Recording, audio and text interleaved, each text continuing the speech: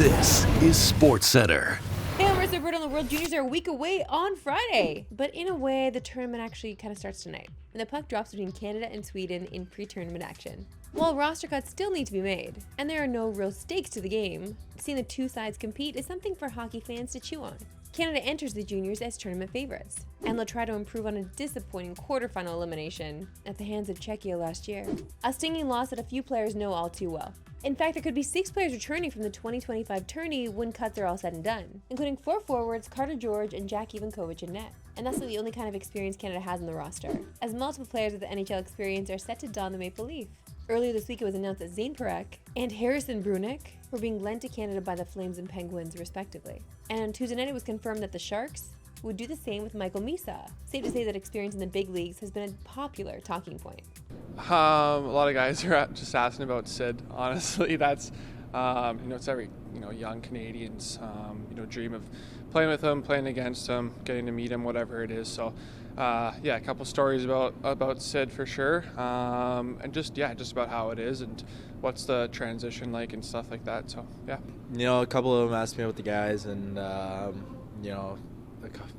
couple of them asked me about adjustment and speed. So I try not to talk about it a lot because I just kind of want to fit in and not seem like I'm better than anyone or any sorts of that. And but if they're gonna ask me questions, obviously I'm happy to answer, but it's not something I'm bringing up and try to stay away from. It's clear head coach Dale Hunter and the rest of Canada's staff are exhausting all options in terms of lineup structure. Sunday's practice featured one lineup combination, while Tuesday's practice featured an entirely new look. Not a single line or defensive pairing carried over between the two sessions. Now add Michael Misa into the mix, and we have no idea what the lineup will look like on Boxing Day.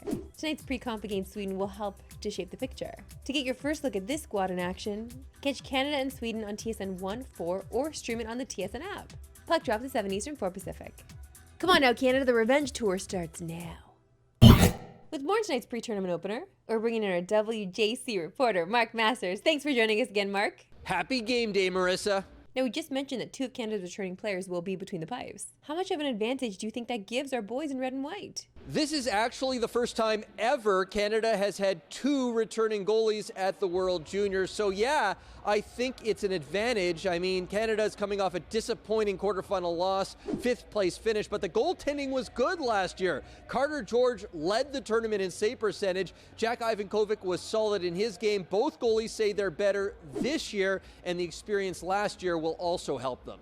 Carter George put up outstanding numbers last year as a starter in the tourney. Do you think either of the other netminders in camp have even a chance to unseat him as the number 1 goalie? Well, Coach Dale Hunter says the pre-tournament games will go a long way to determining the pecking order between the pipes. Ivankovic actually has the better numbers this season. He says it's been a pretty easy transition to the NCAA. But George says he feels like the number 1 job is his to lose, and that feels like the way it is right now. George will play the whole game against Sweden here tonight. If he performs well in this camp, it feels like it's a safe bet that he'll start once again on Boxing Day. Great to see you again, Mark. Enjoy the game tonight. It's a big one tonight, Marissa. We're going to find out Team Canada's goal song.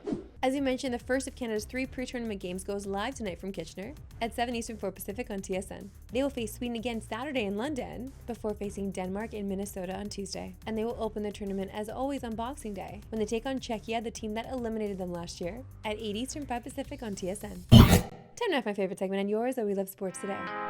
Why we love sports today. Cooper DeJean burst on the scene last season, playing a key role in the Eagles' secondary, teaming up with fellow rookie Quinyon Mitchell to shut down the Chiefs in Super Bowl 59. You might remember DeJean's first career interception from that game, when he read Patrick Mahomes the entire way and ran it back 38 yards for a pick 6 on his 22nd birthday, en route to Philly's 2nd Super Bowl victory in franchise history. And after Sunday's 31-0 shutout over the Raiders, DeJean learned some sign language at a club for a new celly after his next big interception or sack.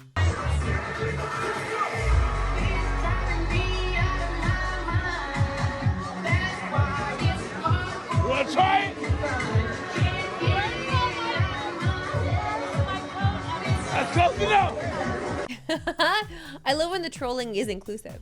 And you can find out if DeJean gets to use his new celly this weekend when his Eagles visit the Commanders in the first Saturday game of the NFL season. Let's see if the defending champs can clinch the NFC East at 4 Eastern, 1 Pacific on CTV and TSN. The BarDown boys are back at it again. This time they're traveling all the way to Schenectady, New York to take on NCAA Division I team, Union College, in a game of 5-on-3. Guys, I'm sorry to say this for the BarDown boys, but like even having a 2-man advantage, they're not gonna do well. Then no, there's no way they do well. Boys, you traveled a long way for this. Honestly, I f***ing hate playing against these teams who think they're so much goddamn better than us. F*** 'em. This is our time. Like, I'm actually serious. No, I'm dumb, dead ass serious, man. Like, we got a jersey to represent here, and you guys got a jersey to represent here, all right? You put that BarDown jersey on, you gotta understand who you're representing here. You got a lot to live up to here. Let's f***ing go. F*** these kids, f*** Union.